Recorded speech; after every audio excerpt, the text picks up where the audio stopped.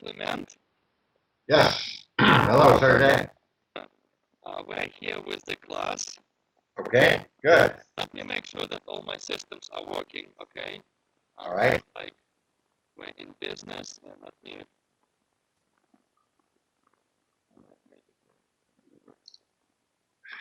Okay,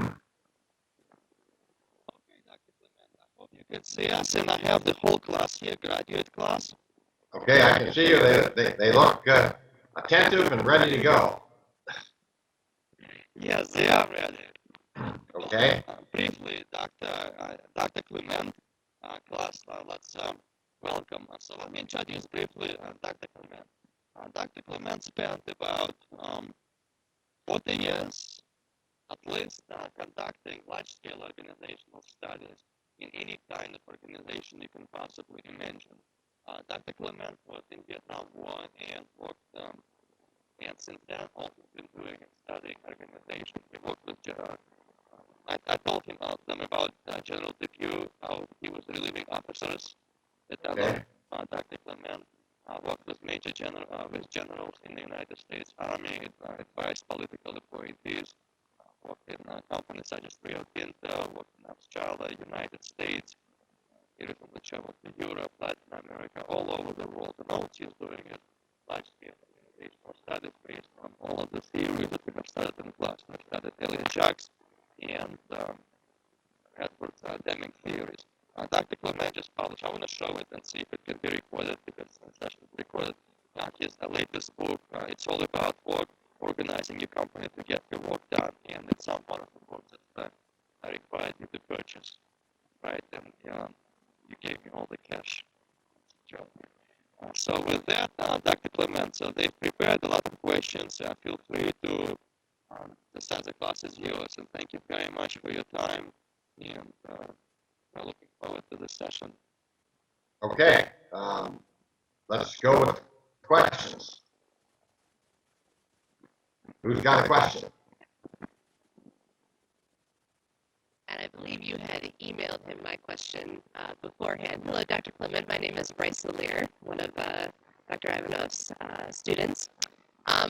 I've been in a couple classes with him, and we've talked quite a bit about organizational analysis and design. And one of the things we've talked about time span across a number of different classes, and one of the things that I was very curious about is if you're a consultant or if you're a researcher and you're going into an organization and you're speaking with the head of the organization, and you find that you're dealing with somebody who may not be at a high-level stratum, shall we say, perhaps a stratum 2, and you are hoping to impress upon them theories and perhaps suggestions for moving forward that really need a stratum 5 or above to be understood. Where then do you find yourself as a researcher? How do you deal with that kind of a situation? At that point, do you even continue on with them? Do you try to help them understand and educate them, or do you just kind of say, this is beyond my capability, they're not capable of understanding what I'm trying to explain to them? Well, that's a great question. What I'd like to do is say your last version would be great, just to walk away and say you're hopeless. But actually, that's not going to pay any bills. So what you really have to do from a pragmatic point of view is you have to take a look at what are you asking them to try to do?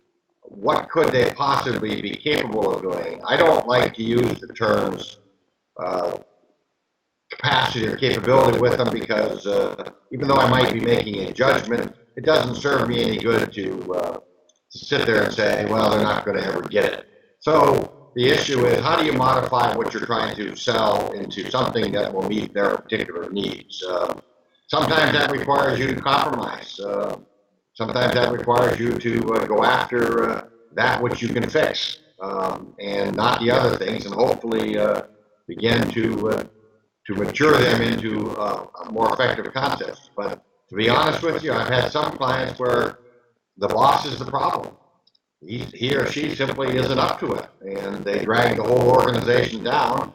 And I really kind of feel bad for the workers who are kind of squashed underneath the boss. I'm sure all of you have worked for a boss where you feel like you're more competent than they are, and it's frustrating. What you see with people is they'll use their capacity off the job. So you'll see an individual who will be working in social issues, be working downtown on other voluntary kinds of things to tap their full capability. And in the meantime, they're looking for a new job. So I try to help them the best I can. I recognize that there's going to be some problems. Now, the first part of your question, and I'm going to go back because we need to have a little humor tonight. I thought you were talking about the political process in Washington in terms of the whole organization being crammed down to too low a level, trying to work on very sophisticated issues. And that's kind of true. I have seen that in my work with the Defense Department. I have seen some of the political appointees simply not up to the task, and one hopes that they just get out of the way and don't disrupt it. There's a real difference in defense versus non-defense because Defense Department usually has a general officer aligned with the political appointee as a deputy. And if the general officer is competent, then they can get work done in spite of the political appointee. But in other parts of the government, that's not true. And so what happens is that people are stifled, and it's not a good situation. It's not fun to work for somebody who you don't think is up to the task. And so what you do is you try to look elsewhere.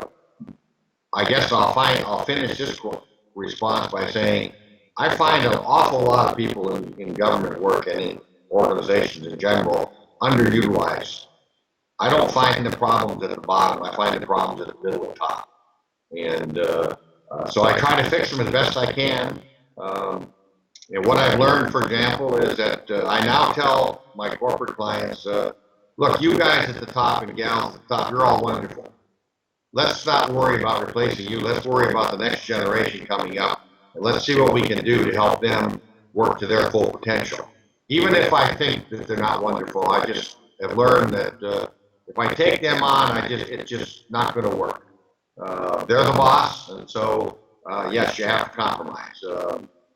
And sometimes it's hard for a consultant to compromise because you're trying to resolve a particular issue. Does that help you? Okay. Next one. Coming up, yeah. Okay, great.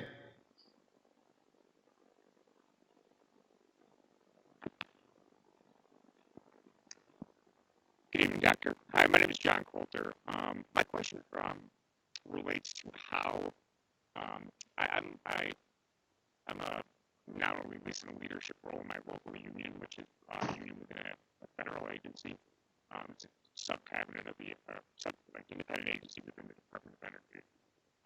And my question relates to how can my union effectively engage with management?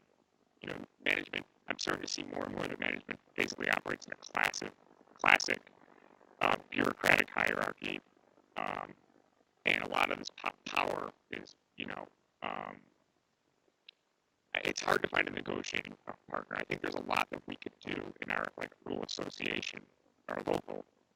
We have some common interests with this agency, but I find it hard to engage the right partner or to have a partnership that's gain some traction. And I was wondering if we had any advice with how to when dealing with hierarchies, bureaucracies that aren't necessarily the ones you represent.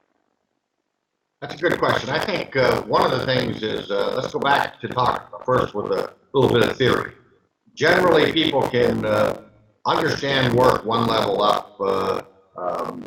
They can't do it, but they can understand it. And so one of the issues might be that try to understand where they're coming from and see if you can't come up with a win-win solution. Let me give you an example. In Rio Tinto, which is a big mining company in Australia, in the 50s and in the 60s, we had all kinds of work stoppages, fights all the time with the union. We were continually battling with the union. What we found out was the problem wasn't the union, it was management. Management didn't understand that if they treated people with respect and dignity and they had a reasonable return and met some of their needs, that in fact they wouldn't have those kinds of issues. So we went in and had a significant training program with management. Over time, we were able to reduce the union work stoppages to virtually none. In fact, productivity went up because it was a win-win for everybody. And that was those were tough unions because they would drop a strike at a drop of a hat. So we found out that today you can't misuse your workers, and so you got to make them realize that it's a win-win for them too to negotiate. Now, hopefully, you're going to find somebody willing to sit down and look at the issue. So I guess I would try to focus on their perspective. Can you, in fact, identify what's their context and what are they trying to do, and can you make that a win-win for your little union and say that look, I can make you be a winner. Everybody likes to be perceived as a winner, so but you need to meet me halfway. Here's what my people want, and these are not unreasonable expectations. We're talking about most workers want to have a reasonable assurance they're going to have a job. Most workers want to have a competent boss. They want to work for somebody who they think knows what he or she's doing. Most people want to be able to participate in their work assignment. Don't just tell me what to do and assume I'm irrelevant. And most people want to have openness and candor. And so who better to do continuous improvement than the workers? You can't do continuous improvement. So one of the things I would do with government agencies is say, look, you're not going to get any more money. If you're going to get more resources, you're going to have to get those resources from doing what you do more efficiently. And you can't do that without the help and the input from the worker. If you look at Toyota depends on the line worker to tell them what's wrong and to do continuous improvement. And they don't fight that because they know that that's the source. So I would go to management and say, look, you're going to continue to have more and more requirements on your time. You're not going to get more money. So in order for us to do that, we've got to get more efficient and get better use out of the people we have. We, the union, can help you do that because we're partners. We want to partner with you. We don't want this to be a fight. Now, that it would help if, for example, senior management held subordinate leaders accountable for continuous improvement. And my real dilemma with dealing with government agencies is that they'll use continuous improvement, Lean Six Sigma kinds of approaches, and they'll come up with cost avoidance as opposed to cost savings. And the problem with cost avoidance is, yeah, I avoid some costs, but what you really want is cost savings. And cost savings means you have to be prepared to eliminate non-value added steps. That doesn't necessarily mean eliminating people, it just means retraining people to do other work. And you got to get them over that concept. They're willing to do cost avoidance, but I can't put cost avoidance in the bank. And so it's got to be a partnership with the union. And boy, if you've got a union that's willing to work with you, you ought to be delighted because it should be a win-win as opposed to a win-lose. But you're not going to be able to do continuous improvement without worker input because they're the people that know what's going on and what's not right in terms of all the processes. And so I think that's a great opportunity. Now, be prepared. Not everybody is going to be willing to listen to that. You're going to actually, I hate to tell you this, but you got some managers who think they know better. And they're arrogant and they're difficult to deal with. And so sometimes you have to just deal with that. It's frustrating as heck to deal with that. Okay. Oh, sorry, that's my second question now. So that second question, totally unrelated same topic, but basically, I may not end up working with my current employer forever. It's a big world out there, as HR says to me when I'm planning to do them in my efficient capacity. But anyway, if say I was to look for a job, on the market, is there any way that you can think of where you could at least give yourself a chance to kind of select more like forward-looking companies, like ones that hopefully that take your advice, or like is there some way that I could be like, hey, these guys might at least be on the right track as opposed to completely backwards, and really relishing the hierarchy of the calcification. Is there a way to like at least as an educated person who's read these books? Yeah, it's it's a tough market out there because companies are, on the one hand, they're, the issue is that I'm facing now with a couple of clients is, do you want the expert in a given area, or do you want the best athlete? Do you want the person who is basically doesn't necessarily have 10 years of experience in a particular area, but has the energy, has the willingness to learn, and appears to be an all-around solid person? And it's interesting because on the one hand, they'll say, well, we're looking for the best athlete, but on the other hand, then they'll say, well, I want this guy to have had 8 years of experience in shoe salesman or whatever. I said, well, how do you get experience if no one ever takes a risk and hires on anybody in terms of those issues? And so that's a real dilemma for people coming out of school. And it's an interesting issue. I'm always getting in trouble with the HR recruiters of big companies because I say to them, you're too narrow-minded. You're focusing strictly on skill knowledge or where they went to school. I said, I'm sorry, none of that makes any difference.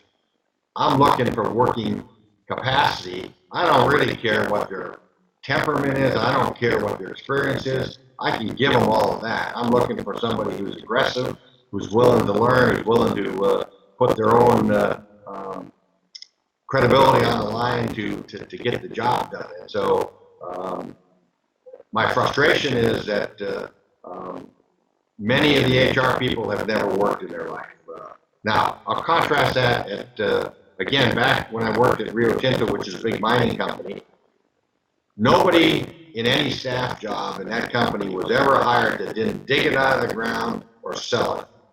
So we didn't have any staffers in either finance, HR, any of the support company didn't understand the core business.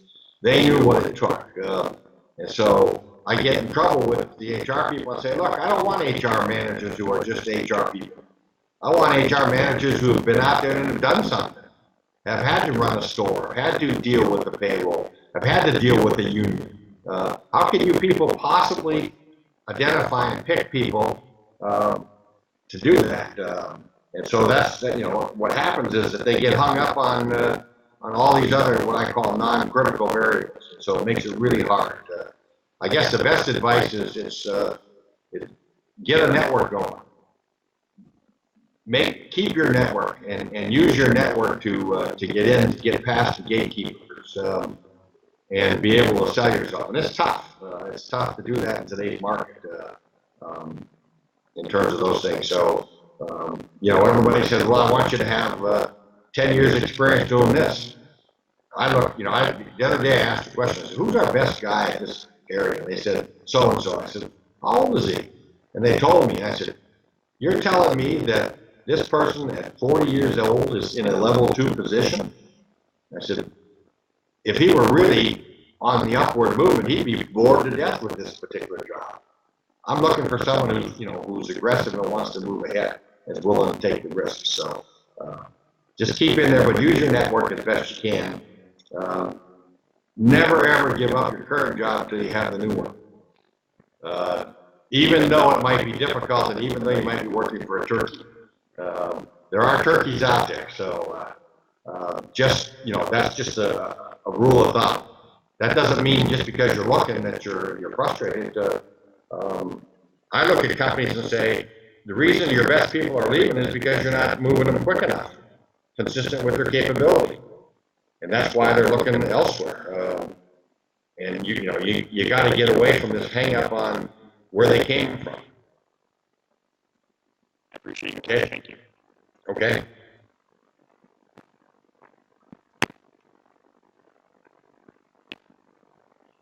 Hi, Bryce again. I just wanted to do a follow-up to that because I think one of the interesting things too when you're job searching is attempting to be able to tell when you're looking at a company whether or not you're getting yourself into a good situation or a bad one. And we've talked a little bit about that in this class, but I'd love some of your insight on what things to look for in an organization when you are job searching to know if you're getting into a good place.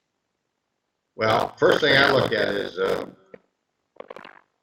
does this company promote their executives from inside or outside? If they're always looking, if all of the middle and senior managers come from external hires, then I have a real problem. Because that tells me that they're not really developing their people. Number one. Number two, how do they treat their people in terms of do they really look at your particular interests? I see things as an exchange. If okay, I ask managers, say, okay, you want your subordinates to be innovative, creative, enthusiastic, work their tail off, bring good ideas, be dedicated, committed, etc. Fine. However, here's what they want from you. They want to be treated with respect and dignity. They want to have a fair opportunity to participate in their work. They want to have a reasonable chance at the job, that they have a chance to be promoted. They want the company to survive so they have a job. So it's an exchange process. If you want them to do that, then you got to be prepared to do this. And so what's the company's philosophy on that? I contrast their operating values from their stated values. Every company I look at has these wonderful stated values. We appreciate our employees. We trust them. We do blah, blah, blah. Then I look at, well, what do you really do? Because what you do is what tells me. And I go in, for example, and I'll say, this is interesting. Show me your diversity plan. And they'll say, well, one client won't tell you who. I said, all of your women are in support jobs. None of them are in operating jobs. So yes, you have women in key jobs, but they're not in the key part of the business. So what you've done is you've stuck them over in HR or wherever, but they're not in the marketing, sales, operational areas. I'll also sometimes look and say, do you, is everybody in this company old?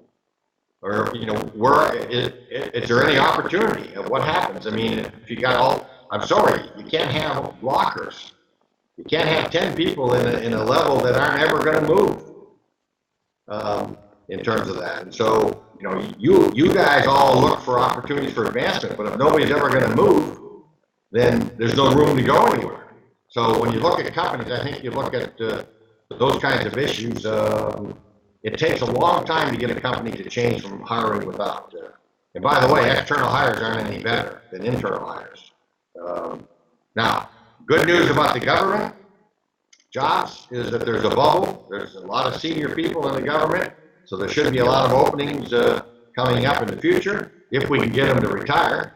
The problem is the government doesn't have any mandatory retirement except for the military, so you have to kind of look at, are they retired on a job, and you're trying to get through that, so that's difficult too.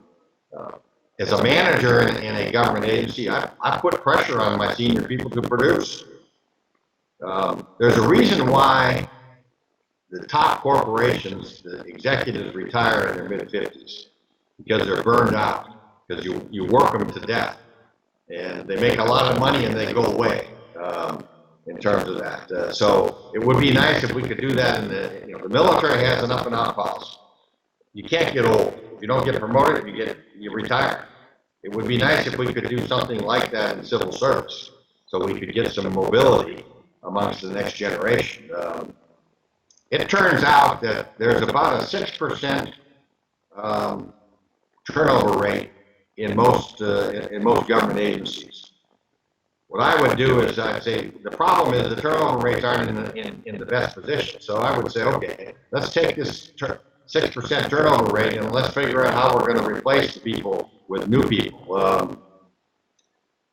Since you asked the question, I'll go off on a tangent a little bit. I've got a new term I coined called surpassion planning to replace succession planning. And surpassion planning is that the replacements of today's incumbents have to be better than the incumbent themselves because the world's getting more complex. So they've got to be able to, quote, surpass that. You all have to be better than the people you're replacing, and because the job is going to get more complex. And so the issue is to management is, look, you got to bring the next generation on because they have the capacity, and you got to put some pressure on your current generation to think about going home in terms of that. Did you know that Toyota used to have a death row? Toyota used to have employment for life, and they never fired anybody. But what they would do is they would put low-performing people or non-performing people into a room with a chair and a table, no in basket and no telephone. And they would just call it the death room. They just left them there. And I've kidded Sergey when I teach. I said, we need a death room in Washington. Probably need a whole building to put people in because if they create work, we don't want them creating work. We just don't want them doing anything. So anyway, I had a little humor there. Toyota doesn't have their death room anymore. They actually do get rid of people.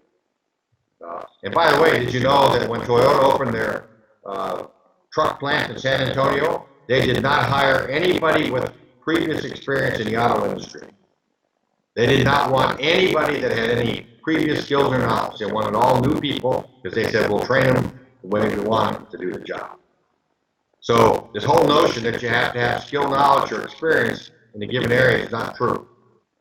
In fact, I would much rather, if you got the capacity, I don't care where you came from or what your background is. I'll take the risk and I'll train you very quickly. Okay, another question? Great, thank you very much. Oh, by the way, not everybody's level 2. You may think they're level 2, but that's because sometimes our expectations are set such that that's what they operate and do level 2 work. And so, if we have time, we can talk about time span because I'm seeing some interesting problems in the industry about short time horizons. Hello, Dr. Clement. My name is Jurais Bimbele, and I'm an MBA student here. I know you work with a lot of organizations, private and then government organizations as well. And my question would be on organizational change. We know, I personally know that people don't like to change, so organizations, it's hard, it's moving from a certainty to an uncertain situation. How do you overcome organizational barriers to organizational change? All right, I'll give you 2 answers, one humorous and one not so humorous, one true. I don't know if you recall the adaptive coping cycle. That's the normal cycle when you introduce radical change, where the person says they resist it. Why me? They're in denial. Then they get into resistance, and then their productivity falls off. And then eventually, when they figure it out, that maybe we ought to do the change. So what I tell people now is, okay, you got 4 hours to go through the cycle. You don't have 4 months. Go home, whine about it, have a drink, and come back tomorrow. I'll get your butt in gear. That's the humor. If you're going to drive change, it has to be driven from the top down. The senior people have to really own the change. They have to make the case that, in fact, it's in your best interest. They have to show you why it's in your best interest. They have to work with you and help you overcome your natural resistance to that change. And try to encourage you to get through that cycle. Understanding the cycle is there. You know, why me? Okay, you got to answer the question. It's not you, the person. It's we've got to change the function and to be more competitive. We can't keep losing money. We've got to be able to turn things around if you want to have a job. And I'm interested in you having a job. And I have so if the boss and the managers aren't participating in this process, and they just say, here's the change, get on with it, then it's going to be difficult. They've got to own it, they've got to work with you, they've got to show you, be prepared to do additional training and help you overcome those particular areas. Look, everybody is worried about change, and so there's a reason why evolutionary change is less threatening than revolutionary change. Lean Six Sigma is evolutionary change. It's doing the same thing that you used to do, but doing it more efficiently and better. I don't argue that, but from time to time, companies have to go through revolutionary change. They have to question exactly why are we doing this at all? Maybe we should be doing something totally different.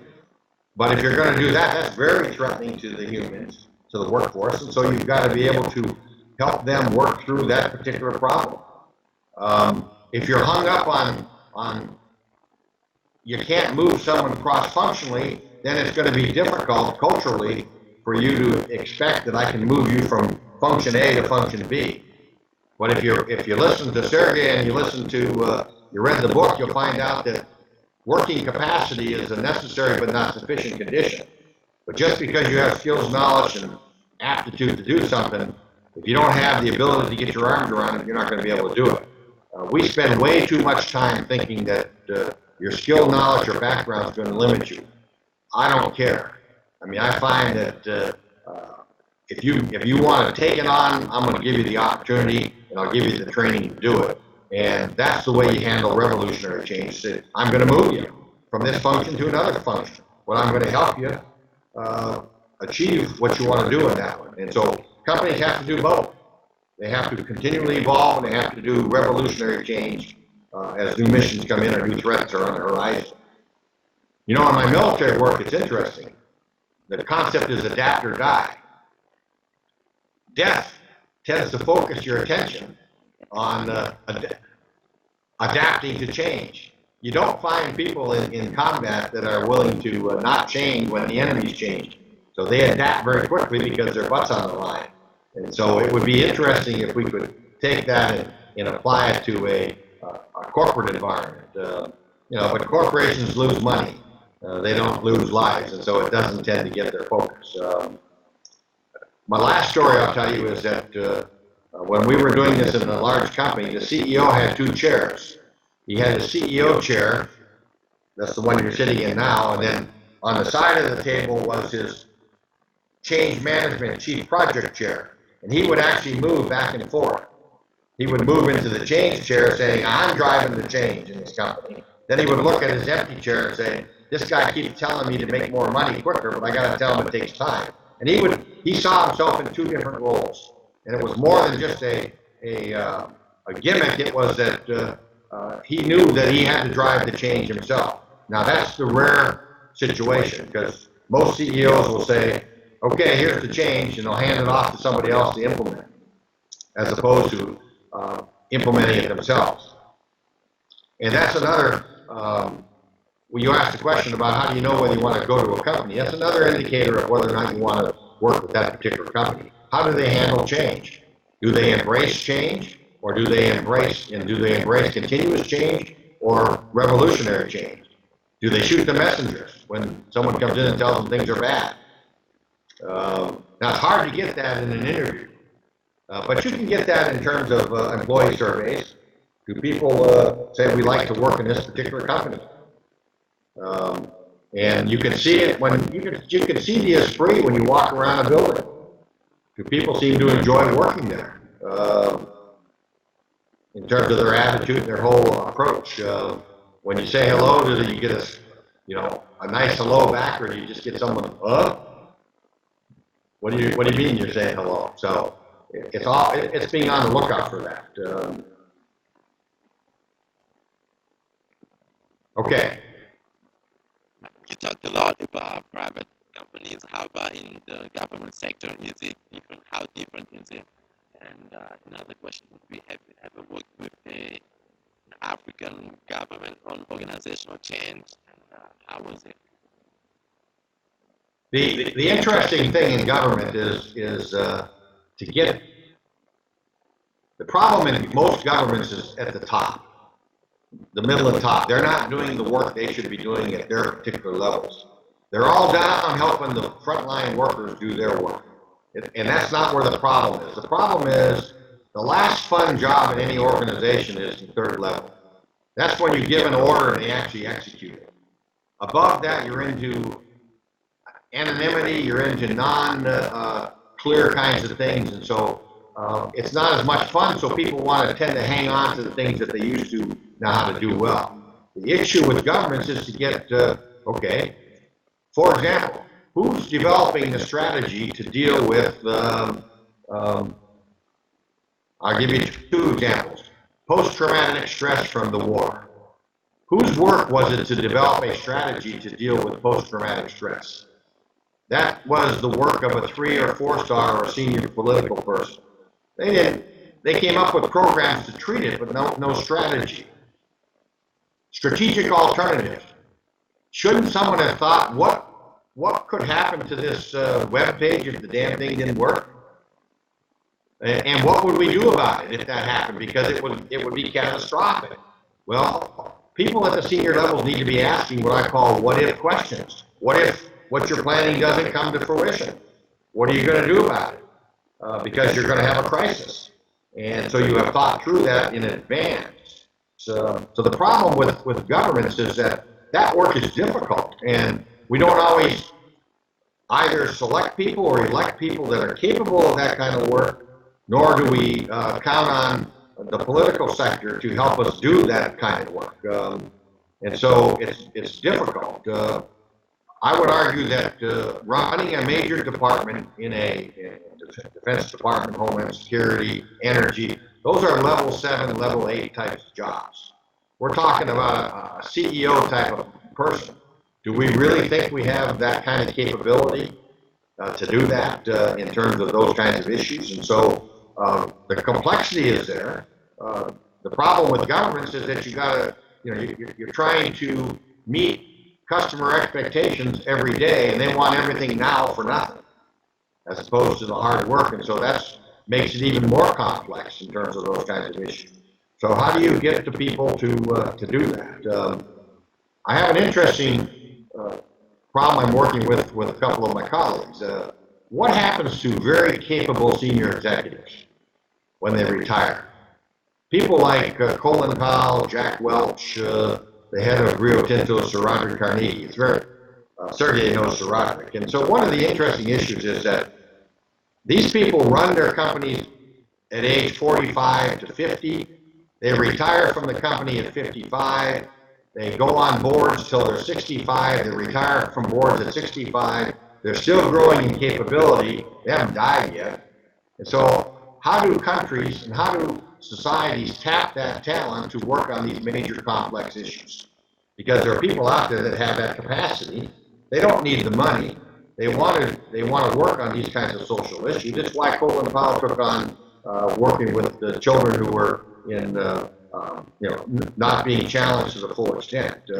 And so how do you get that kind of talent to do that? And maybe in these other countries you get retired executives and be able to tap on those retired executives to work issues on those kinds of levels to compensate for the capability.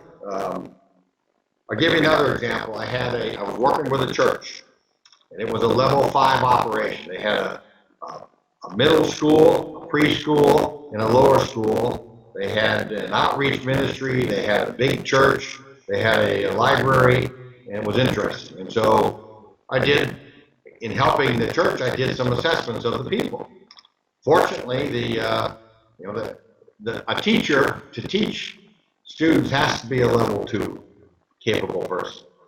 I can't think of a teacher not being level 2 capable if they're going to be an effective teacher.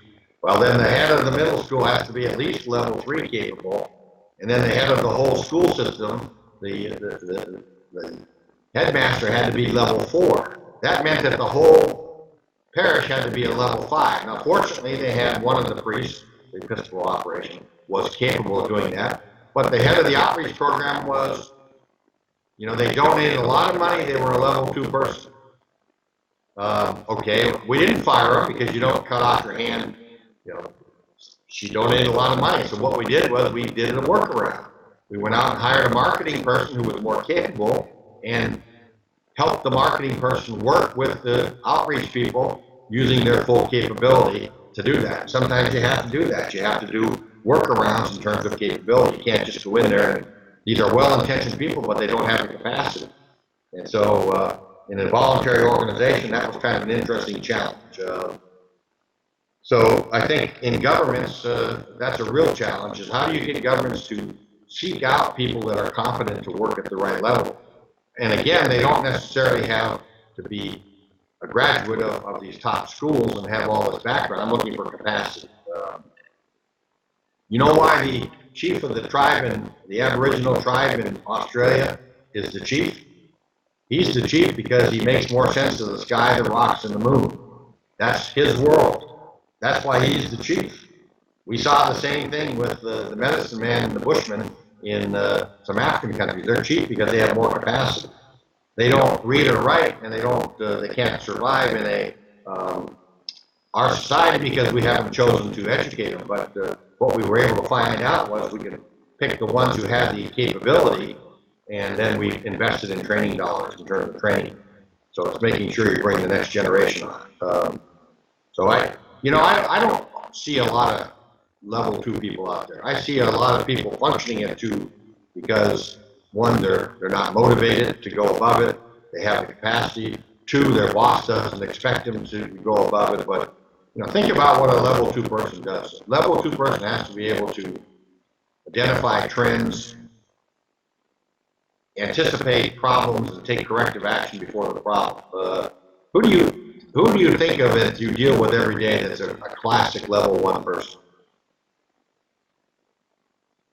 When's the last time you traveled on the airline and you went through TSA? If your boarding pass isn't stamped today, you're not going to get in there. It doesn't matter. Or if you're not in the right terminal and you're going to a meeting, you're going to have a tough time arguing with the level 1 person about why you need to go through there. You got to have all the rules, and so I should be careful about that in terms of that. What we did find, for example, in law enforcement is that if you have level 1 police officers, you better have a level 2 sergeant behind them that's policing them up. And in the past, most of our level 2 police people were back in the precinct doing paperwork. When we put them out on the street with the level 1, we were able to reduce a lot of problems because we had more capable people that could understand what was going on. So I find it interesting to look at an organization with level 2. If that's all we've got, you're in trouble. So if you're working for a 2 and you're a 3, you're going to feel squashed. And if you're a 4, you're really going to be depressed. And so you're going to be looking for a new job anywhere. And I'm guessing everybody, I'm willing to stipulate that there isn't anybody in that room right now that's less than 2. And probably I'd be interested in how many of you are 3 capable right now. And if you're in that class right now, you're at least level 2 capable, minimum. So Sergey ought to be able to tap you with all kinds of questions in terms of that. I suspect that there's more capability in there than we think. At least that's my experience when I teach. Okay, other questions? Yes, hello, Dr. Clement. I'm Dorvin Dort. I'm a student of the Master of Architecture here at UTC, and I have 3 questions, but okay, all of them are somehow related. And the first one in my field, which is architecture, usually what you find right now is that young people, young professionals, are running away from the corporate structure and they want to set up their own companies, their own business. So is there a tendency for that you see in other fields for young people that are running away from this corporate structure? And the second question is, do you think this is because we are in a cycle taking us away from the managerial hierarchy type of structure? And if so, where is the current organization structure is going or is taking us? Which one do you think is the trend? Okay, let's go to the first part first and see if I can get them all. I think what's happened is the young generation has seen what companies have done to their parents. They've gotten them up to 50 years old and they've dumped them before retirement, and they just send them out to pasture, and they say, I don't want any part of that. And so, and I think that's been unfortunate because companies should not be doing that, but way too many companies have done that. And you all aren't done. You see what's happening to the older worker in the workforce, and you're saying, I don't want any part of that. Number 2, I do think that there's a tendency for your generation to want to be in charge and not have to put up with all the bureaucratic mess above you in terms of that, especially if you've got people who are not capable in terms, so you want to run your own business. The trouble with running your own business is that you're going to face an interesting challenge. As you run your business and grow it, you're going to have to bring people in that are capable, and you're going to have to make some interesting judgments in terms of their capacity and what do you do with them. Just because they were good at running a level 2 company, when a company doubles in size, its capacity has to increase much greater than just double, almost eightfold in terms of capability. So I see a lot of small entrepreneurial companies where we get to the point where we have to kill the founder. The founder can't take them to the next level because the founder is up to their own capacity. So there's some interesting dilemmas there. But I do see a trend in the information age to go to everybody linked to everybody else electronically. But I'm only going to ask this question. At the end of the day, I want to know who's in charge. Even at Google, there's somebody in charge. Even though everybody kind of want, even, the IT world is interesting. They use this whole notion of agile, scrum, etc. And they all decide who's going to do that. But at the end of the day, there's got to be somebody in charge of any enterprise if you're going to bring it forward. Somebody's got to make the call as to what we're going to do and what we're not going to do. So the trick is, how do you make sure you have the right number of layers consistent with your work, and how do you make sure that the people in those layers are doing the kind of work that they should be doing and not stifling the work? I'll give you an example of when companies grow, managers need to grow.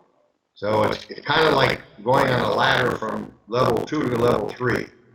And your butt's down on level 2, and you know how to do that because you've been doing it. Your head's up on level 3, and you're looking at all this new work that you've never had to do before, and you're wondering, I don't know if I want to do that. But in fact, you need to. I had an interesting conversation this past week with a doctor who runs a medical office. And I said, interesting. Your office is getting more complex. The new healthcare regulations are requiring you to have a more competent coder. If you can't code things right, you can't get paid right. If you don't get paid right, not only are you not going to make any money, but you're going to get in trouble with the law. So I said, this is interesting. Your doctor hat, you're functioning at level 4. Your manager's hat is you're running an office with a level 3 office manager, and you're trying to move back and forth. You can't just be the doctor anymore. You got to be the manager as well as the doctor. Unfortunately, you're dual hatted across 2 levels, and that's difficult to do. But you got to pull up your office to meet the new complexity. And I said, these are all nice people that have worked with you for a long time, but are you sure they're capable of stepping up to the next level to do the work? Or do you have to, in fact, bring in some new people that are more capable of doing that? And how do you do that in a humane way without just dumping the old timers? And that was an interesting challenge in terms of him having to meet that. He wanted to run his own office because he wanted to be in charge. But as his office grew, he had to make sure that his people grew in capability consistent with the growth. Sometimes that growth is driven by complexity, is driven by government regulation, sometimes by the technology that you're involved in, and sometimes by the competitors. So I think back to your questions, yes, people want to run their own business because they want to be in charge and they want to put up with all the stuff. The problem is that how do you do that? 2, I don't think you're ever going to get rid of management layers. You may have fewer. You may have better communication between layers, but I don't think you're ever going to get rid of the boss. My problem with matrices is no one's in charge. I just finished a project with a big defense contractor where all these engineers were matrixed to other people, and I could never find anybody accountable for anything. I got the finger pointing. I felt like I was in Washington, D.C. with the other guy's fault, as opposed to the question is, who's accountable for the project? And who's accountable to get the things done? And so if you don't have clear accountability, what you're going to have is people dodging that. So I hope that answers. I'm glad you guys are looking for entrepreneurial work. That's the engine of our economy, new things. And then from time to time, you're going to go in and get frustrated in a big business and come out and start your own. That's great. Thank you. Okay.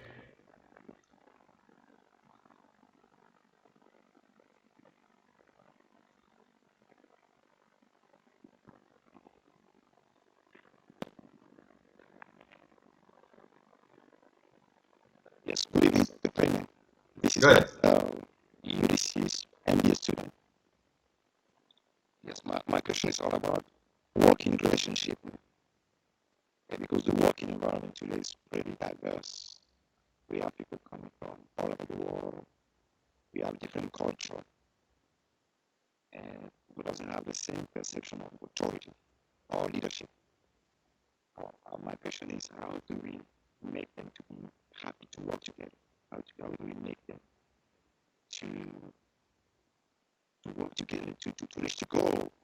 Because as I noticed that you say that to have a defined working relationship.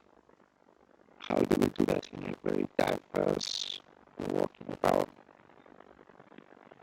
That's a good question. Thanks. Working relationships is interesting in that there are a couple things there. You've got to make sure that your people are clear about the fact that who can work with who has to work with whom to get things done. And if you have to work across function, what authority do you need to be able to get your job done? And that has to be clear to both parties and to their respective managers. And so what I find is most working relationships are never specified in terms of accountability and authority, but it doesn't stop there. You got to have due diligence. What's your due diligence? If you're going to have the authority, what are you accountable for? You can't have authority without accountability. You can't have accountability without authority. And so if I'm going to have the authority to tell someone else to do something, what's my due diligence? And one of the due diligence actions is, where do they come from? What's their background? And if I'm monitoring them, and that means I have the authority to tell them to stop, and they have to stop, I have to do my homework in advance, saying, what kind of an impact is this going to have based upon their background and where they came from, and how they've been educated and their culture, because maybe they're not used to that. And I need to make sure that they understand that I'm not being an SOB and overstepping my bounds. I'm simply doing what my boss is holding me accountable for in terms of being able to do that. And so it's even more critical when you have multicultural workforce, because the terms don't mean the same thing. Social scientists don't define anything with precision, so they use everything very loosely. So when I did a project in the Army with working relationships, we had 87 verbs that they used to describe who can tell who to do what. You couldn't make any hide nor hair of it. We chunked it down to 7 at the end of the day that were reasonable. And one of the 7 was, you have to collaborate and work with your colleagues. And so I used to tell them, I said, look, I don't care if you like them or not. At the end of the day, I expect you to get along with them. And if you two guys can't get along, and every time you're working together, a problem comes up to me, I'm going to sit down and say, if you two yahoos can't get together, I'm going to get rid of both of you. Because you need to accommodate one another's needs to the best extent possible. That's part of collaborating and working as a team member. And if you're going to be an outsider and you're on a team, I'm sorry. You're going to be disruptive to the team, and I'm going to have to take some corrective action. And the way I do that is I look at the fact that the problems always percolate up to the manager or to me and say, okay, why aren't you getting along with your colleagues? I didn't say you had to like them. I just said you had to work with them. You have to listen to them from time to time. And so I think when you get into these working relationships, you have to be really clear about who can tell who to do what, with what authority, and what accountabilities go with that. Have they all agreed to that in advance? Have all the bosses agreed to that? And so if I'm providing you advice and you choose not to take my advice, the matter stops. Now, if you screw up, I'm not accountable. Now, my boss will say, what, did you provide him advice? Yes, I did. What did you tell him? How did you tell him? You weren't very persuasive. Then he'll go to you and say, why didn't you listen? You need a hearing aid? You got a problem? Was the advice bad? But at the end of the day, you're accountable. So you got to get really clear about those things. The absence of clarity here is like a dotted line matrix. Then people take on whatever power they get away with.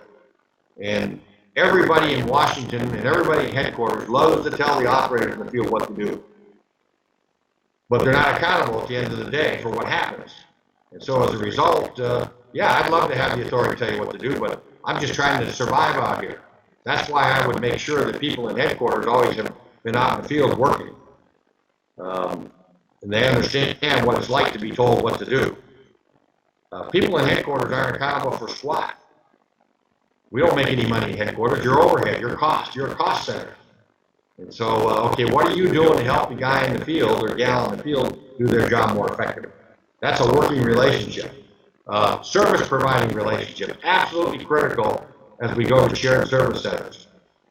How do I know that you're providing the service that the customer needs? I always ask the customer, would you buy that service if you had a choice? If you could buy it elsewhere, if the answer is, heck no, I'd go elsewhere and buy that service, then the question is, you must not be meeting your customer's needs. Internal service providers often lose sight of the forest for the trees. They think that the company exists to help them, not to help provide the service to the people that need the service. So I'm really dubious about service providing. You got to make sure you tie their metrics, their performance metrics and their bonus to whatever the service receiver is getting. And then you got to look at due diligence. So what happened? They should tell you in advance on service providing if there's a conflict, what priority are you? And so you can at least know that because you're counting on the service. So these relationships need to be specified and spelled out. Most companies don't want to take the trouble. They just say, that's a lot of work going through that with everybody. So let's just, we'll just wing it. Then they wonder why they have problems.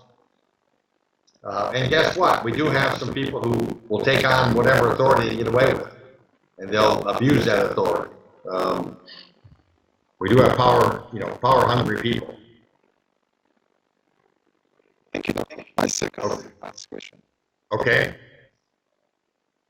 Establish the correct level, the correct number of organizational level, because I know that's one of the big priorities in your book. You have to be able to establish the correct number of organizational level, especially for a startup. When you have a startup, how do we know that this is the correct number of the organizational level?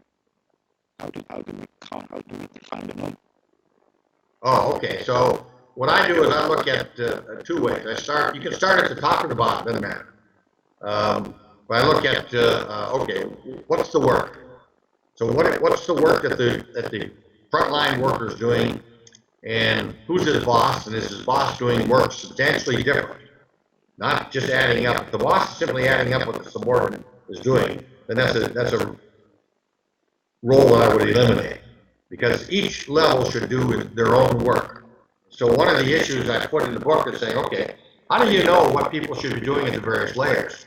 Well, over time, we've been able to come up with a prescriptive list of here's what people do at level 1, here's what people do at level 2, here's what people do at level 3, etc. And so when I go into an organization, I say, tell me what you're doing. And when you tell me what you're doing, and I can either time span it, or if I don't time span it, if I don't have the opportunity to time span it, then I just say, tell me what you're doing. And I'm looking at the work that you tell me. I'm comparing it to what the 7 or 8 elements that I think should occur, and what I've seen people do at these various levels in the past, and say, okay, this person's doing level 2 work. Now, that's easy. Why are they doing level 2 work? Maybe it's because that's all their boss wants them to do, or that's all they think they've been told to do. They don't know what they should be doing in terms of work. Or maybe they're uncomfortable stepping up, or they can't do the higher level work. So I start at the bottom, and I look down, and I look at the senior level person and say, okay, what are you doing? What's your work? And I began to construct through that, and with the models that I have, the largest organizations shouldn't have any more than 7, from the worker to the CEO. If it's a business unit, 5 or 4, depending on that. There's some rules of thumb, but you ought to be able to differentiate either using time span, and if time span doesn't work, then I just say, well, what are the work elements by level to be able to construct that? You might be a small business with only 4 levels, where the boss is doing working at level 4, the people that are working at the front desk. Let's take my doctor as an example. Okay, I've got a receptionist who works when new patients come in, and they greet them and they fill out the appointments, etc. I've got a person on the phone that's calling in prescriptions. These are level 1 people. I have a level 2, probably a financial coder who's coding in. I probably have a level 2, might have a level 2 person that's doing managing office supplies. I may have a level 3 office manager, and I might have a level 3 doctor or a level 4 doctor. But the doctor's going to have an assistant taking notes, so if the doctor's a level 3, the assistant better be level 2 in terms of capability. I can't imagine a physician being less than level 3. You go to a doctor that's less than level 3, you're not going to get healthy, by the way. You're probably going to continue to be sick. If you've got cancer, you better find a level 4 physician or a level 5 who knows the whole body as a total system. But you look at rules of thumb in terms of that, and you say, okay, you know, what am I doing? If I'm a sales rep, I should be functioning at level 2. How can you possibly be an effective sales rep if you can't identify trends in terms of what's happening with your particular customer base and what's happening with your pricing, et cetera? I can't imagine that. So the sales manager to add value has to be level 3. And if you got a sales manager at 3 and you got a sales director, he better be at 4. Or they're in each other's pocket. And so you begin to take a look at those kinds of issues. And that allows you over time to construct a number of levels. What you're going to find more often than not is multiple people in a given layer. So you know, when I did this project at Pepsi, for example, I found the sales manager at 2, the sales rep at 2, the sales manager at 2, the sales director at 2, and the branch manager at 2. Everybody was helping the poor sales rep do their job. Nobody was doing what they should do at the higher level. The sales rep didn't need any more help. He needed people to provide him support. So we had to pull the organization apart and do that. And so it was an issue of a combination of capacity. Some of them couldn't do it, and we had to get rid of them. And some of them we had to retrain in terms of, here's what you should be doing. Quite often, people work to their capability.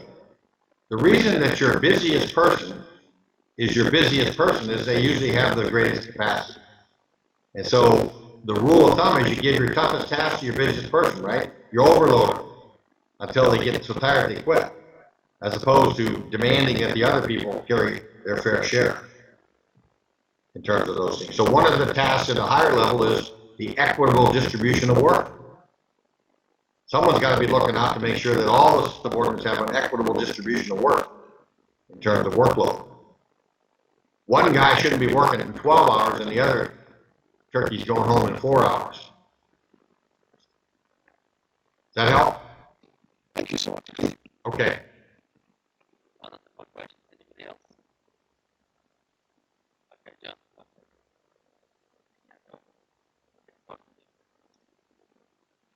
Let's take this advantage, guys, and say a few words. Thank you very much, Dr. Clement. Okay. I feel like this has kind of come up in the discussion. So as you said, like change from the top of the organization. How do you, I guess, when you're the top guy, you know, and you're trying to drive like revolutionary change, how do you keep out of the level 1 day-to-day, you know, grind? How do you prevent micromanagement, you know, and all this like creep fucking happening? Well, it's interesting. So one day I was working with the Army and working with a 4-star who was operating at level 7, right? So I went through the in-baskets of all of his subordinate generals. And I said, look, they're all doing colonel's work. There's nobody in here doing level 5 work. They're all doing level 4 work, and they should be doing level 5 and 6 work. I said, nobody in your whole, none of your in-baskets showed me, none of your calendars showed me you had any time to think. How can you possibly devise strategy and a vision if you don't ever have any time to think? I did the same thing at Whirlpool, for example. I asked the guy in charge of the microwave strategy. I said, when do you think about your strategy? He said, on the way to work. I said, no wonder your microwaves suck. I said, you haven't given the adequate time to do that. And so, you know, the people, you look at work time in terms of, you can't develop strategy without spending some time thinking about what it is. And so there has to be time for these guys. They spend all their time in meetings. They don't have any time to think about what they should be doing. So the question is, why are you going to that meeting? That's not your work. If your subordinates can't handle the decision at that level, I'll give you another example. I had a EVP, level 6, who would get next week's advertising in, and he would change the colors on the print. I said, look, if your subordinates can't figure out what your color preferences are, after 6 months, you need to get rid of them. I didn't say they had to like your preferences. I had some of my own doubts about that. But what happens is it's very easy to get caught in micromanaging. And then what happens is the other work isn't getting done. So what wasn't getting done was, what's going to happen to this business when, in this case, newspapers go out of business? What's the new advertising model? Well, they weren't thinking about that at all. He's still thinking about this week's paper.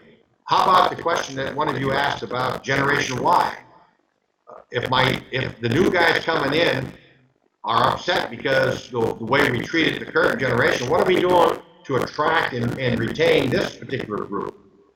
How are we, who's in charge of the culture that says the union is part of our culture, not not an enemy of the culture? That's senior executive work. Whose work is it to assess the congruency between stated values and operating values? That's the senior EVP of HR. Well, he's probably down in the weeds handling a damn HR personnel problem. That's not his job.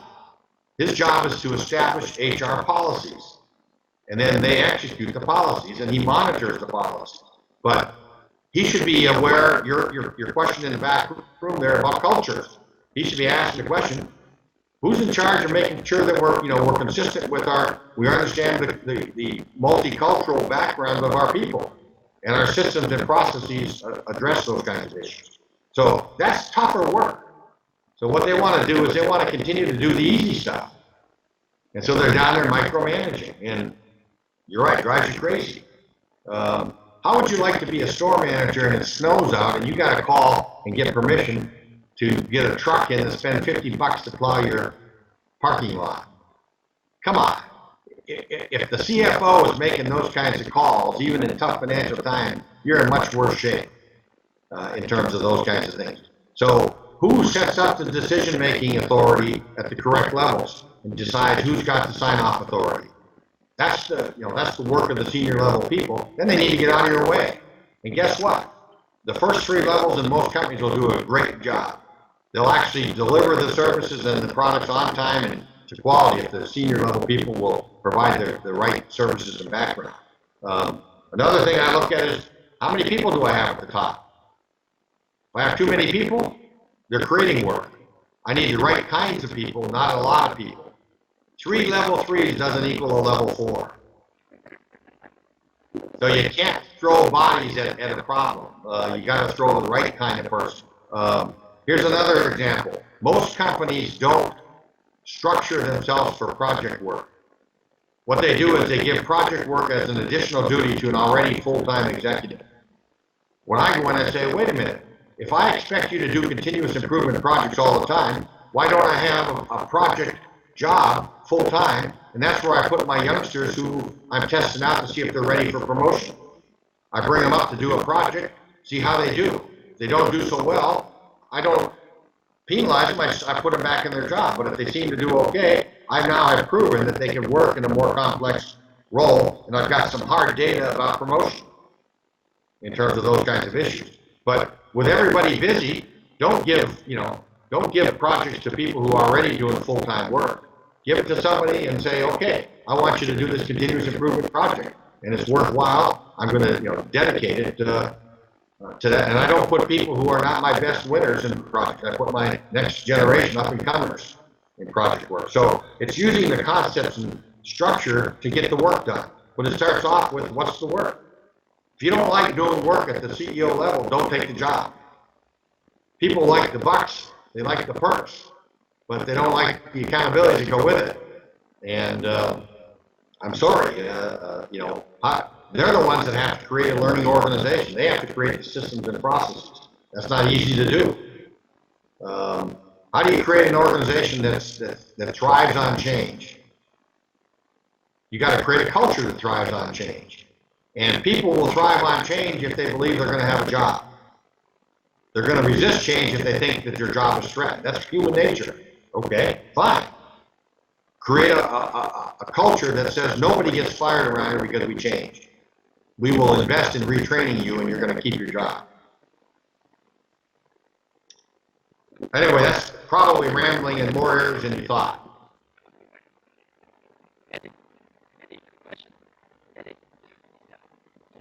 Okay. Yeah, he was pretty quiet back there. I was about to call on him. I wasn't gonna let him escape back there. He's too quiet. Okay, good evening, Doctor. My name is Eddie Lawson, MBA student here at UDC, and I'm interested in asking you, from an organizational perspective, how would an organization go about developing leaders for their future of their corporation, and also are leadership skills transferable across industries? Okay, good point. Let's assume, depending on the size of the company, let's assume that this is a fairly decent sized company, and I'm interested in growing level 5 business unit presidents by age 45 to 50, right? So I just hired you in at 22 to 24 years of age into a level 2 job. Whether you're an MBA or not, you might be level 3. But let's start off with level 2. You came in, I don't care what your function was, you're in a level 2 job. Let's say you're in an operating job at level 2. It could be a marketing job, sales job, doesn't matter. And I'm going to take you to level 5 by age 45 to 50. All right, I've got 23 years to get you there. What experience do you need? How long should you be in a current role? How long should you be in a current layer? That's the question you're really asking. And does somebody really have a plan for that? Or is it just you hanging around here long enough until someone dies for a vacancy? And so the issue is you're looking for somebody that has a developmental plan that's going to develop the next generation of people to run the businesses. And now I'm going to get turnover by making sure that you work your tail off at level 5 and you produce results and you're working long hours and you're going to get paid a lot of money. So that's how I'm going to get turnover. But I've got to be able to say, okay, what's the work of a level 5 business unit? The work is clear. You're integrating sales, marketing, product development, shared services, HR, finance into a single comprehensive total system, profit and loss where you can make some money. That's the work, okay? You don't have time to occupy every one of those functions along the way. You can't be a finance guy for 8 years, an HR person for 8 years, an operator for 8 years, a marketing guy for 8 years. Hell, you'll be 80 by the time you get all those things in there.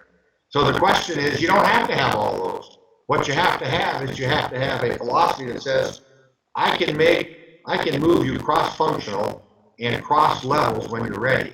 So I expect if you're a high performer, you're going to go through a management layer in 6 to 8 years.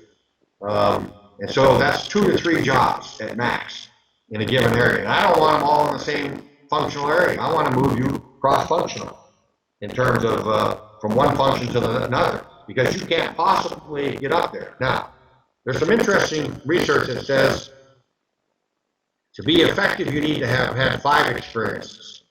You need to have started something from scratch, turned something around that was failing. You needed to have had a change in scope, significant change in scope. You needed to have line responsibility. In other words, accountable for the output of somebody else. And I think that's it. That's all you need. You don't need to have every damn job at every level. So obviously I wouldn't put a person into a failing operation that didn't have any experience. But I need to give you, I need to challenge you by putting you into new opportunities, new jobs where you don't have experience or skills. And I can train you because I'm really looking for capacity as opposed to skill, knowledge, or experience. So it's having a strategy for a company to do that. And if I were one of you, and I forget the young lady's name, but I would be looking for that plan when I come in to hire for a company. I want to see an aggressive strategy for doing that in terms of growing the next generation. I don't want to be stuck. Now, some people are comfortable being in tax all their life, or in finance, or in HR, fine. But guess what? The senior level people, when senior level jobs need to be multifunctional in order to do those jobs effectively. And that's my approach. Now, not all companies buy that, but I'm looking for the best athlete, not the best linebacker or the best whatever. I'm looking to produce the best overall person, and I'm willing to take the chance and move them in terms of those kinds of issues. Because my experience is running, it's all about the work. If the business unit president is going to have to integrate all of those diverse functions and synthesize them and put them into a total system, it would help if they had some multifunctional background experience in being able to do that. And that they all come from finance. I can tell you, if the CEO is a finance guy, we're going to be a number counting, finger pointing a company. If the CEO comes from marketing, we're going to be totally different. I look at the background of the CEO and I can tell you what the culture is going to be like just by looking at what his background is.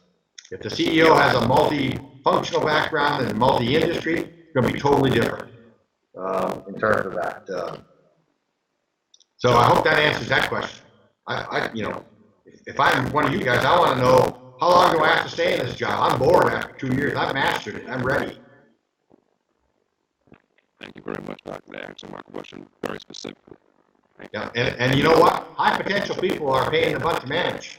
They go to their boss saying, I'm ready for something more. You know, put me in, coach, I'm ready. And so, and if you're better than your, that's why, by the way, talent management shouldn't be done by the immediate manager. Talent management has to be done by someone above that, because if you're threatening to your boss, he's going to, two things. If you're the key to his operation, he's not going to want to lose you, because you're, you know, he's going to fail. He also do some work. And two, if you're threatening to him, you're going to make him look bad. He's going to squash you. So somebody's got to be on the lookout for the high potentials. That's senior level work, to be on the lookout. Go ahead. Oh yeah, that actually led up to a question by that statement you just made. How do you, how with someone like myself who may be in a 2 at best, and dealing with someone who is my superior who may be somewhat intimidated, or feel that you can perform better than he or she possibly could? If I could get to the company, I would say, look, this is where you need the manager once removed system, where you deal with your boss's boss. And it should be an open system where you can initiate the discussion, not with your boss, but with your boss's boss, in terms of being able to do that. That's a leadership role that's not there in most companies. Now, your boss's boss should sit down and spend time with you 2 levels down once a year and ask you how things are going and what do you want to do. So supposing your boss's boss would sit down with you and say, how are things? Oh, I'd like a transfer. When? Right now. Where? Anywhere. A red light should come on. Something's going on down there, and he ought to be on the lookout. What's going on? Are you being squashed by your immediate manager? Or supposing your immediate manager comes up and says, I got to do something about old Bob down here. He's not working out. Well, wait a minute. How come this is the first time I heard about that?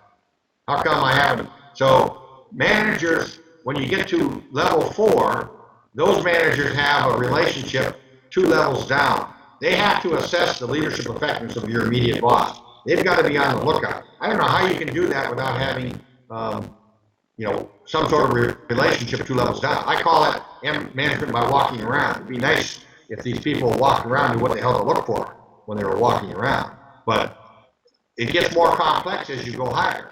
And so it's up to your boss's boss to be assessing the leadership effectiveness of his immediate subordinates. And the only way to know how to do that is to have a relationship 2 levels down and know what's going on. And I would hope that there's a system in place in the company that offers that opportunity. So you shouldn't be punished simply because you go to your boss's boss and say, I need a bigger challenge. You shouldn't feel intimidated. Your boss might squash you, but then that says a different message about the culture of the company. I've had 2 CEOs call me, both saying, go down and talk to this youngster who stopped me in the hallway, and I've got a concern about it. And I did so without telling their boss what happened. And I went back to the CEO, said, they're being underutilized. We need to move them. So let's do it in a way that they don't get punished for surfacing their concern. And we did it in a subtle way, but it was very clear. what would have happened if I hadn't been around? They probably would have left the company as soon as they had an opportunity. Okay?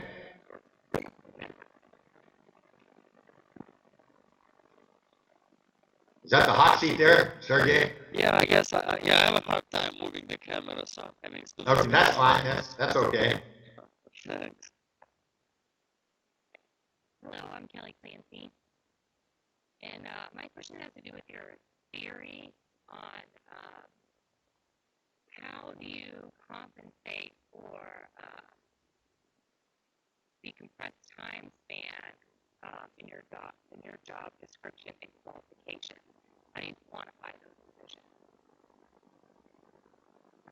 Actually, I'm going through an interesting dilemma now in terms of time span.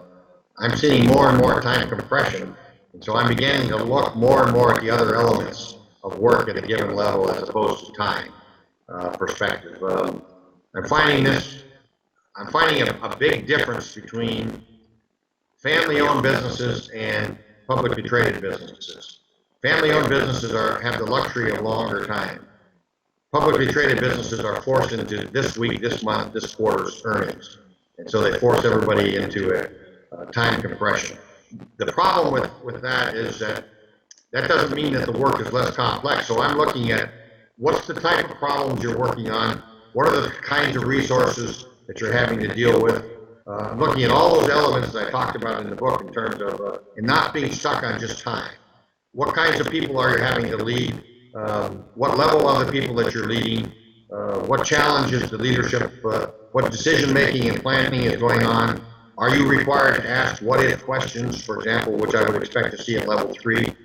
If you're a sales manager, are you thinking about what might happen if Coke drops their price and you're a Pepsi sales manager? What are you going to do about that? Because my boss is not going to allow me to simply not. So I look at what-if questioning. I look at how are they handling information at a particular level. So I'm looking at a gestalt of putting all those elements together to say, what level of work is this particular person doing, irrespective of whether the time perspective fits the theory. And I get hammered all the time by the theorists, including Dr.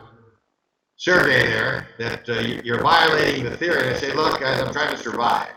I'm sorry, not everybody is operating at that, and I see time compression. I'm seeing it in the military, in wartime. I'm seeing it that they don't have those long time horizons. So I'm not saying it's bad. I'm just saying look at all the elements, and don't get particularly hung up in terms of that. You may be working in a survival situation for a company that's just trying to survive because they're not making any money. And so everybody's worried about this quarter's performance, and yet somewhere in there you're still having to work on longer term kinds of items. But the whole organization is kind of focused on shorter term issues. And it's frustrating, but it's reality sometimes in terms of those kinds of issues. Does that help at all? Yeah, thank you. So you look at the work by level. That's why it's all about the work, not necessarily the time. Anybody else questions? Yeah, I think it's time. Anybody else questions? Okay, and I'll have one, Dr. Clement, thank you very much. But one question you mentioned, you wanted to tell us about short time span in the government. What's going on with the civil service, with the length of time people work at? I think you mentioned one of them. Well, civil service is interesting. What you're going to find is that I think, and you and I have talked about this, I think that our election cycle, has put us into a very short-term focus. I think that at the presidential level, you've got 4 years, but at the congressional level, you've got 2 years, and then they're running for re-election. So I think there's incredible pressure on the politicians to look at short-term issues as opposed to long-term. It used to be that the budget process was long-term. It was the program budget was 5 years plus the current year, so it was really a 7-year process. But I think the budget crisis, since we haven't had a budget since '08. We're in a continuing resolution that's forced everybody to look at a one-year time horizon. Long-term planning is 5 times 1. I think if we're lucky if people are thinking beyond 1 year. And so when they say that they have a 5-year plan, I think it's really 5 times 1. They're just extrapolating from this year out to the next year without really looking at that. To the extent that the Defense Department has to buy weapon systems that take 4 to 5 years to procure, they have a longer perspective. But other government agencies, they're just trying to survive. They're trying to survive the budget. They're trying to survive the political process. They have no clue about who's going to come in so I think they've squashed everybody down.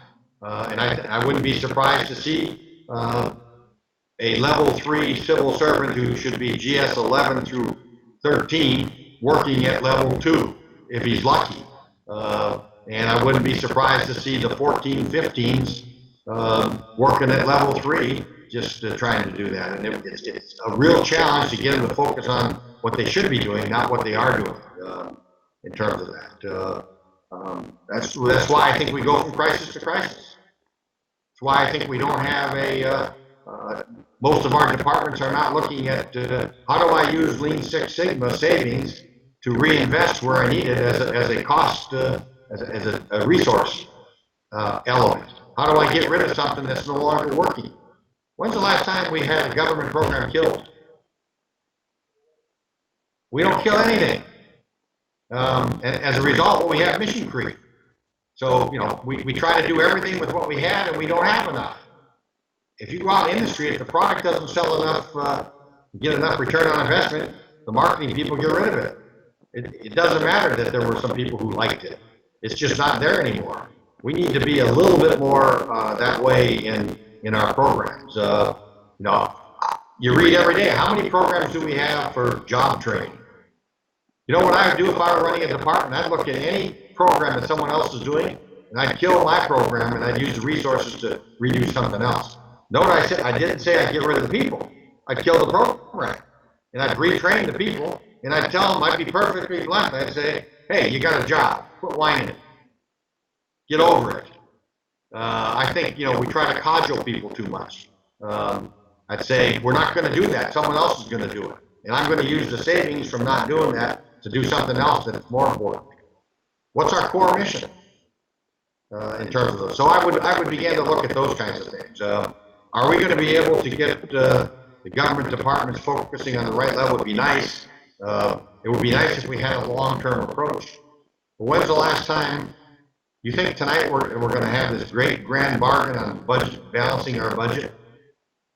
We're going to, what are we doing? We're looking at January for the next budget crisis. And then we're going to run, we'll do a continuing resolution and run it through next October.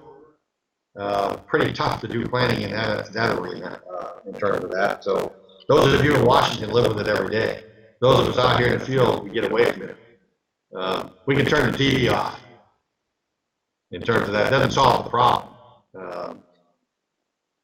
What it does is cause me to go down and have a glass of wine. Because I get frustrated. Anything else? Does that help at all? Here. Last question. Okay.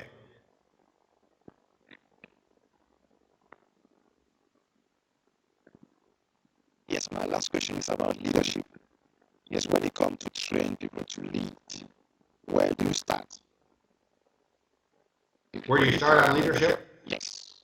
I think you start with, I think you start with the first time a person has to lead 1 or 2 subordinates. They have to understand that they need to know everything that's going on about their subordinates. They need to know their subordinates in a personal sense. They need to know what's happening in their private life, their personal life, what's happening with their kids. All of those things affects the person's ability to get their work done. And there's only so many people you can know in that personal sense. So the idea that what you do on your own time is your own business, I think it's false. I think it's the leader's job to get to know his or her people and know what's happening in their lives, because all of those things affect their ability to get their work done. And it's all about that. So in order to lead, I got to be able to adjust what I assign you if your wife's sick or your kid is home with a real serious problem. I've got to be able to adjust the work I assign you. I've got to be able to understand that you probably may not be as, quote, committed right now today as you might be tomorrow because you're worried about that particular issue. I ought to have the empathy to say, why don't you go home early? Figure out how we can get around the damn rules that says what we need to do. So you start early on. I think if you can't deal with people and you're an independent contributor, you're going to probably peak out at a level 3, maybe a level 4 job. But any job above that, you got to have people skills. And you got to learn right on, early on. And if you, when I hear somebody who's in the manager role, they say they don't have very good people skills, why are they in the role? How can you possibly manage people if you don't have good people skills? So you got to start off early. And by the way, once you master the face-to-face level, then you move on up to what I call the organizational level, where now you're not just dealing with the individuals face-to-face, you're dealing with them. Okay, how do I know I have the systems in place that are developing my people consistent with their capability? How do I know that I'm assessing the right people with the right talent? What's my process and system? How do I, back there when you asked the question, how do I know I'm challenging my youngsters who really want to get ahead? And so that's a different set of responsibilities at the intermediate level. And then when you get to the strategic level, it's even more different. Now I'm worried about what's the vision? What are the value sets? What's the ethical climate around here? How can you earn authority? You know, you have authority that comes with the role, but if you're a real leader, you're going to earn authority from your subordinates. They're going to follow you not because of your role vested authority, but because you're a good person. Go back to Aristotle. What's a good person? A good person has my best interest in mind. A good person treats me with respect and dignity. A good person is ethical, is a solid role model. And so character does count. I don't want to work for a dirtbag. I want to work for somebody who's decent. I want to work for somebody who really cares. And so you got to learn those kinds of things, and that all gets involved in the notion of earning authority. I'll give you authority if you're that kind of person. I'll trust you even if I don't have the data and you tell me what to do. And there's no better place for that than in combat. You trust your boss because he's always taking care of you. He may give you a tough order, but you'll do it because he's earned your trust over the years. And so I think you have to do that. And that's boy, if you can't do that, I don't know how you can be a manager. If you can't master that. And so I don't know where we teach people how to do that. Now, the good news is you learn how not to do it by looking at some of our managers who are pretty bad at that. Just learn the opposite of how not to do it.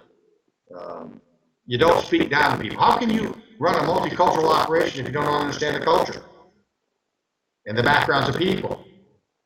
I was sent down to Mexico to fix the plants for Whirlpool, and I came back and said, there's nothing wrong with the people down there. I said, look, your average worker in an American plant is 45 years old, he's married, he goes home at night. The average worker in our Mexican plant is 19, he's single, he drinks tequila at night. He's just like the soldiers in the army, you gotta have sergeants. You have the same number of sergeants in your plant in Mexico you have in Ohio. It doesn't work, the culture's different. You gotta change your model to fit the local culture. These are good kids, they just need guidance. They need somebody there to kind of guide them. We would never take the soldiers or the sergeants out of the army. Why am I not doing the same thing? I said, your people don't understand the local culture in terms of those. So those are basic kind of leadership things that you need to learn. It would be nice if the leader development people taught you that. By the way, you notice I didn't say, I don't care what your personality is. I would argue that as long as you don't have so much excess baggage that it gets in the way of being a good leader, I don't care if you're introverted or extroverted. I don't care what your personality is, as long as it doesn't get in the way of getting your work done. What's your work? Part of your work is to lead your people. And I want to measure whether or not you can do that. That's part of your job. If you can't do it, then you shouldn't be in the job. Okay? Dr. I'm preaching. I didn't mean to preach. Dr. Clement, thank you very much for your time. Yes, let's give guys a round of applause. Dr. Clement. Okay, I'm looking for this crowd to go out there and save the world. So I'll be looking for all your names to come up on something big coming out of DC here in the immediate future. Maybe we'd be better off if we just replaced the current crowd with you guys, right? And I think we would. Thank you very much. Okay, thanks. For your book. Thank you, Dr. Clement. All right, very good. Thanks. Bye-bye. Bye.